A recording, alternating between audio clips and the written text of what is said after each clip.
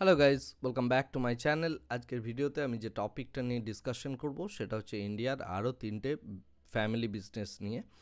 তার সেই তিনটে গ্রুপ হলো ওয়াদিয়া গ্রুপ, হিরো গ্রুপ এবং কল্যাণী গ্রুপ।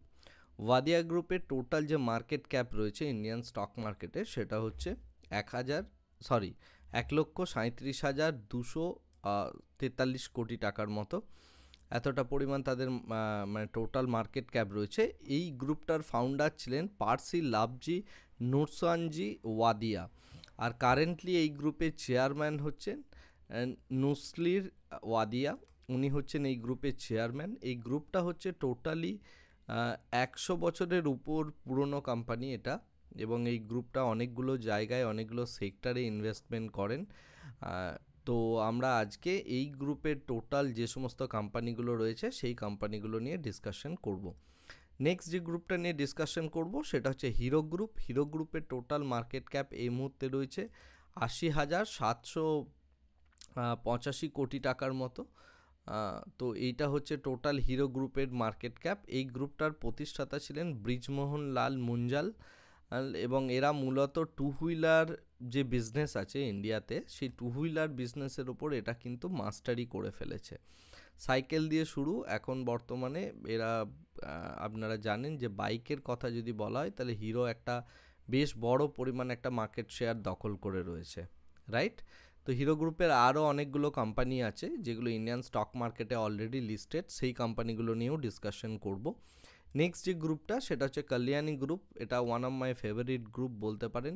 এই গ্রুপটা 1960 খ্রিস্টাব্দে তৈরি হয়েছিল, এবং মিস্টার বি.এন. কল্যাণী ছিলেন এই গ্রুপের চেয়ারম্যান, এবং ওনার লিডারশিপে এই গ্রুপটা তৈরি হয়েছে। এবং যথেষ্ট ভালো একটা গ্রুপ, যারা মোটামুটি speciality steel, automotive engineering, urban infrastructure, renewable energy, speciality chemical ইত্যাদি প্রত্যেকটা বিষয়ের ওপরেই তারা কিন্তু কাজ করে থাকে। এখন আমি যেটা করব, আমার কম্পিউটার স্ক্রিনে যাব এবং এই তিনটে যে গ্রুপের কথা বললাম এই তিনটে গ্রুপ অ্যাকচুয়ালি কোন কোন কোম্পানিতে ইনভেস্টেড রয়েছে, তাদের কতটা করে স্টেক রয়েছে, সেই স্টেকগুলোকে একটু জাজ করার চেষ্টা করব। তো আমি চলে যাচ্ছি আমার কম্পিউটার স্ক্রিনে, এবং এটাকে আমি একটু ফুল স্ক্রিন মোডে চলে যাই, রাইট? তো ওয়াদিয়া গ্রুপের কথা যদি আমরা বলি, ওয়াদিয়া গ্রুপের টোটাল 4টে বিজনেস। প্রথম যে বিজনেসটা, that is very important business, সেটা হচ্ছে ব্রিটানিয়া ইন্ডাস্ট্রিজ। তো ব্রিটানিয়া ইন্ডাস্ট্রিজে ওয়াদিয়া গ্রুপের টোটাল যে স্টেকটা রয়েছে সেটা হচ্ছে 51% স্টেক, এবং আমাদের রিটেলারদের স্টেক রয়েছে 16%। এছাড়া এফআইআই এবং ডিআইআই এর টোটাল স্টেক হচ্ছে 34%-এর মতো। নেক্সট হচ্ছে বম্বে বুমরা ট্রেডিং কর্পোরেশন। এর মধ্যে ওয়াদিয়া গ্রুপের স্টেক রয়েছে 74%, আমাদের রিটেলারদের স্টেক রয়েছে 16%। তারপরের যে কোম্পানিটা সেটা হচ্ছে Bombay dyeing and manufacturing company, যার মধ্যে স্টেক রয়েছে 54% স্টেক রয়েছে ওয়াদিয়া গ্রুপের, এবং রিটেলারদের টোটাল স্টেক হচ্ছে 44%। নেক্সট যে কোম্পানিটা সেটার নাম হচ্ছে ন্যাশনাল পেরক্সাইড। এরা মূলত হাইড্রোজেন পেরক্সাইড বানায়, এবং ন্যাশনাল পেরক্সাইড যে কোম্পানিটা তার মধ্যে ওয়াদিয়া গ্রুপের স্টেক রয়েছে 71%, এবং 29% স্টেক রয়েছে আমাদের রিটেলারদের।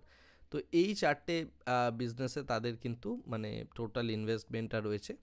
তো এই চারটে বিজনেসই যথেষ্ট সলিড বিজনেস, আপনারা জানেন অনেকেই ব্রিটানিয়া এবং বিশেষ করে এই বিবিটিসি। তো এই দুটো বিজনেস যথেষ্ট স্ট্রং বিজনেস, রাইট? আমরা চলে যাচ্ছি এর নেক্সট যে গ্রুপটা সেই গ্রুপটাতে। এটা হচ্ছে হিরো গ্রুপ। হিরো গ্রুপের টোটাল হচ্ছে 5টা কোম্পানি রয়েছে। এদের মেইন যে গ্রুপটা, হিরো গ্রুপের মেইন যে মানে ফ্যামিলি সেটা হচ্ছে মুঞ্জাল ফ্যামিলি। তো সেই কারণে এদের আপনি দেখতে পাবেন যে কিছু কোম্পানির নাম মুঞ্জাল দিয়ে স্টার্ট। তো হিরো গ্রুপের মধ্যে হিরো মোটরকর্প হচ্ছে এদের সবথেকে বড় কোম্পানি, এবং এর মধ্যে স্টেক রয়েছে 35% প্রোমোটারদের, এবং রিটেলার স্টেক হচ্ছে মাত্র 9%। এরপরে হচ্ছে মুঞ্জাল অটো ইন্ডাস্ট্রি লিমিটেড, যার মধ্যে 75% স্টেক হিরো গ্রুপের, 25% পাবলিকের। নেক্সট হচ্ছে মুঞ্জাল সোয়া লিমিটেড, যার মধ্যে হিরো গ্রুপের স্টেক 65%, এবং 34% স্টেক হচ্ছে আমাদের জেনারেল পাবলিকের। এবং তারপরের যে গ্রুপটা সেটা হচ্ছে শিবম অটোটেক। এই গ্রুপের মধ্যে হিরো গ্রুপের স্টেক হচ্ছে 75%, 25% হচ্ছে পাবলিক, তারপর হচ্ছে মেজেস্টিক্স অটো, তো এখানেও কিন্তু তাদের স্টেক হচ্ছে 75% এবং 25% হচ্ছে পাবলিক। তো এই কতগুলো কোম্পানি রয়েছে হিরো গ্রুপের আন্ডারে। নেক্সট যে কোম্পানিটা দেখব সেটা হচ্ছে কল্যাণী গ্রুপ। কল্যাণী গ্রুপের অনেকগুলো কোম্পানি রয়েছে, তার মধ্যে প্রথম যে বড় কোম্পানি সেটা হচ্ছে ভারত ফোর্জ লিমিটেড, যার মধ্যে টোটাল 45% স্টেক রয়েছে কল্যাণী গ্রুপের এবং 10% রয়েছে রিটেলারদের, বাকি পোর্শনটা কিন্তু রয়েছে এফআইআই অ্যান্ড ডিআইআই। তারপরের যে কোম্পানিটা সেটা হচ্ছে হিকাল লিমিটেড, যার মধ্যে 69% স্টেক কল্যাণী গ্রুপের, 23% স্টেক পাবলিক। তারপরের গ্রুপ হচ্ছে অটোমোটিভ এক্সেল, যার মধ্যে 71% স্টেক কল্যাণী গ্রুপের এবং 16% স্টেক রয়েছে আমাদের রিটেলারদের। নেক্সট যে গ্রুপটা নেক্সট যে কোম্পানি সেটা হচ্ছে বিএফ ইউটিলিটিস, 57% স্টেক কল্যাণী গ্রুপের, 42% পাবলিক। তারপরের গ্রুপটা হচ্ছে বিএফ ইনভেস্টমেন্ট, যার মধ্যে 74% স্টেক কল্যাণী গ্রুপের এবং 24% স্টেক কিন্তু পাবলিকের। তারপরে হচ্ছে কল্যাণী স্টিল, যার মধ্যে কল্যাণী গ্রুপের স্টেক হচ্ছে 65% এবং বাকি 24% হচ্ছে পাবলিক।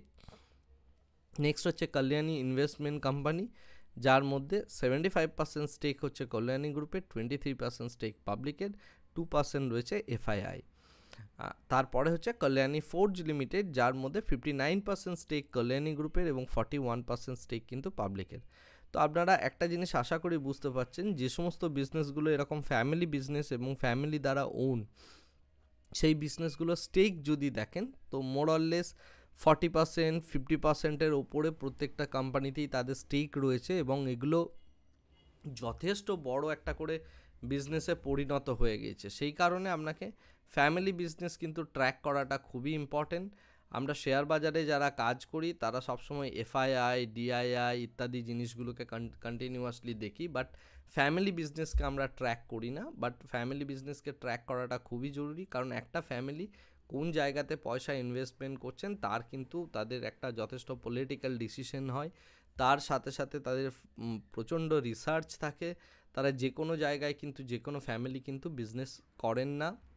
সুতরাং ইন্ডিয়া হচ্ছে একটা ফ্যামিলি ওরিয়েন্টেড কান্ট্রি, এখানে ফ্যামিলি বিজনেসকে ট্র্যাক করাটা খুবই জরুরি।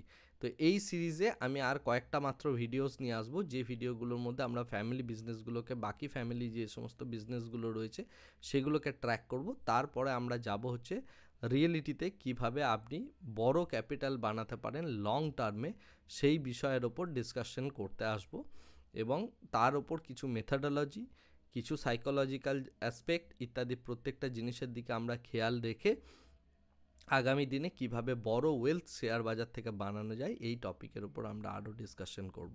আজকের ভিডিওটা এখানেই শেষ করছি। Thank you very much, bye bye, tata.